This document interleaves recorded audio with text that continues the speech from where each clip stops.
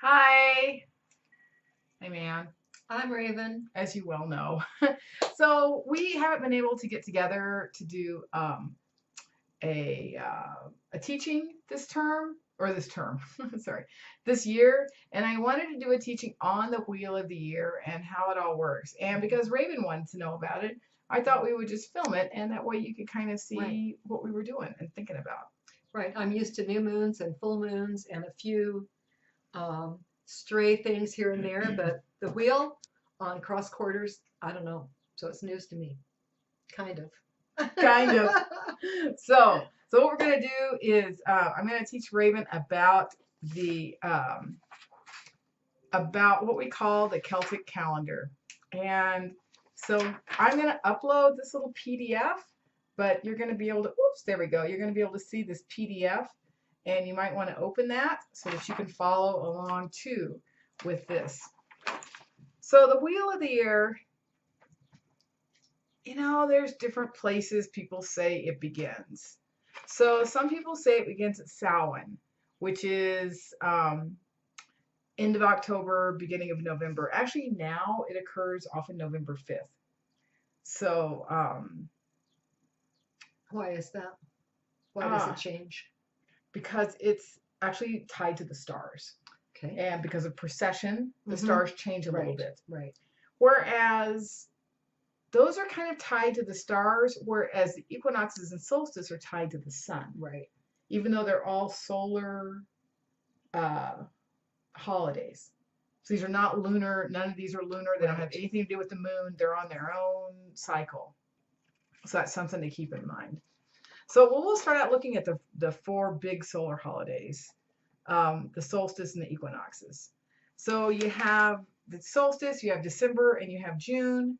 So Mm-hmm. December has the least light. So we're talking only about the northern hemisphere. Of course, it's the complete opposite in the southern Right, hemisphere. So we have the least light in December and the most light in June, right, or the most balance, I should say. right. Is No, I'm sorry. that's The most light. okay. So, and basically at the solstice is when they are balanced. No, the equinoxes is when they're balanced. Equinoxes are Right. balanced. Okay. Sorry, I said As that in wrong. equal. Yes, Uh-huh. exactly. So the winter solstice is very little light. In June, there's the most light at the at the summer solstice, and at fall and spring equinox is completely balanced. So you have like almost the very same amount of light um, in those. So if you kind of look at that, then you have, let's think of my arm here as the equinoxes. So if you have balance here and balance here, and here you have the most imbalance in a sense. You have like if this is winter solstice, then you have the least light, and if you have summer solstice down here at the bottom, if I hit a little cross Here. mark, oh thank you. So if we have the equinoxes here, then we have the least light here and the most light here. So you can kind of see how that balances out. Mm-hmm. I think the key to looking at the Celtic calendar is not looking at temperature. When we think of winter and summer and spring and fall, we think of temperature. So instead of thinking of them as in temperature, thinking of them as in light. Okay. So winter is the season with not a lot of light. Summer is a season with a whole lot of light. Fall is the season where we go from light to dark. Spring is where we go from dark to light. Mm-hmm. So you see how that kind of all Mm-hmm. turns there. Mm-hmm. So if you think about it in light, then if you don't have this idea that Yule has to have snow, then you can have Yule in Florida because Yule is the Right. time where you have less light. Right. And you don't have to think about, I mean, God, when we had summer solstice in Oregon, we always had our big coats on Right. because it was not warm Right. and it was depressing. But anyway, if you think about it as light and not Mm-hmm. heat, Right. we associate light and heat, and that isn't always the how it works together. And I think I'm not even aware that I think that way. So But we this do is though. very, yeah, we do. Yeah, Mm-hmm. we do. So So this if is you think good. about it as how much light is around as opposed to what the temperature is, then you can understand the whole calendar better. And if you think about the equal pieces and then these two tipping points, then you can kind of see how it moves. Right. So let's start. Let's start with Samhain. A lot of people say Samhain is the witch's new year. So we'll just kind of start with that as the new year. I kind of like Imbolc as the new year. Um, but I'm happy to, everybody's kind of got their piece in it. But we'll But start with it's Samhain. interesting that it's right here, which in astrology is where Aries is, and that's the beginning of the wheel. Yeah. Yeah. Yeah, and all of these pieces have like all of the cross quarter days. So if I have your arm here again. So if we have the equinoxes and the solstices, the cross quarter days are the pieces in between, right? So they're the cross of the quarter. So this is a quarter and they're the cross. Right. So those are the ones that have astrological aspects. Okay. Star aspects. Mm-hmm. It's like when something is at 1 degree. I probably should have written that down. But I've got all that. But you sort of see how that kind of that's how they figure it out. And that's why they move. So the cross quarter days have traditional days that are tied to them. But as I was saying, because of precession, they are actually different than they were. So Samhain, which we celebrate traditionally on October 31st, or November 1st, is actually turns out to be about November 3rd now. Imbolc is sometimes February 2nd, 3rd, or 4th. Beltane can be all the way up to May 5th. It's not always May Day. Mm-hmm. So when I was at the temple, I would celebrate these on the actual, because I had a good friend of mine who's an astrologer, and I had her chart all of this out so that it would be on the exact moment or exact day that it was happening at the temple. Mm-hmm. And I got a lot of flack for that. I bet you did. So, non-traditional witch you. I know. But to me, it's really important to celebrate it on. The whole point is to move ourselves in with what's happening in the world. Right. And having a static date is like the opposite of moving ourselves into what's happening in the world. So that's just the way I kind of view it. It's helping us to be in harmony with the actual movement. Right. I mean, our whole point is like to right. And to harness that, be in that cosmic current, and to harness that current. Well, not even harness, but like be swimming the right way we get farther. Because we all can see when the moon's full. Right. And it's easy to go, oh, full moon, oh, new moon, here's what we're supposed to do. Right. But with these, if you tune in, you might feel it. You do. Mm-hmm. And it really works. So if we start with Samhain as the beginning of the year. So Samhain, as you can see, is the beginning of winter. So you see in that little quarter right there. I'll hold this up again. I'll just hold it up.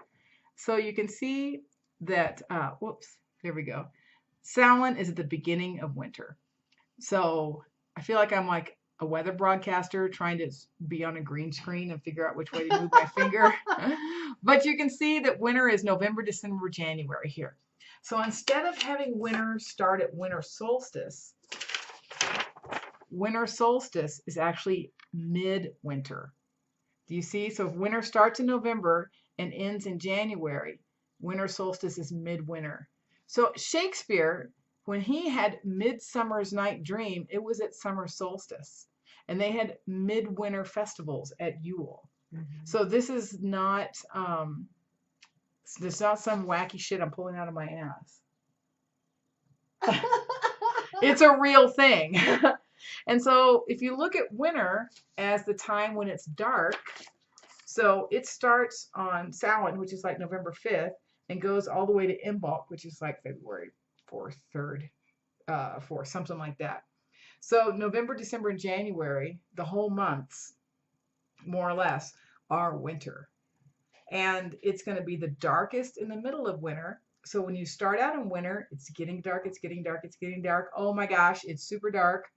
And then it starts to get a little bit light, just barely. Solstice moves super slow. I mean, solstice means when the sun ceases. And so it stays, it hangs out in that solstice energy for like 4 or 5 days in the same kind of place. So part of this too is if we had, so when I was at the temple, we could look out and see the horizon every day, which would be awesome if we could. You can kind of do that here if you know what you're looking for. So I know when it's the equinox is when the sun rises and sets dead east and west. And that's part of that whole balance piece.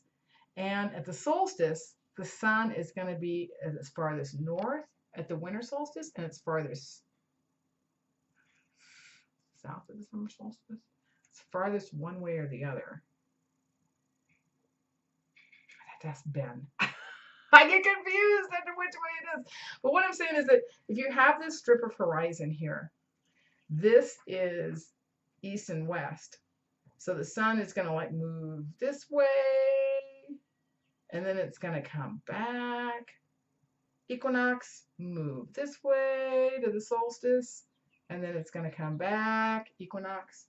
So it does this thing where it just moves across the horizon like that. And at the solstice, at these ends, so if we're here, at the solstice at this end, it's going to hang out there for a while, and then it's going to slowly move back. Solstices are very slow times. Whereas the equinox, there is one moment in one day where it's direct east and west, and then it's gone. And then it shoots, it moves really fast.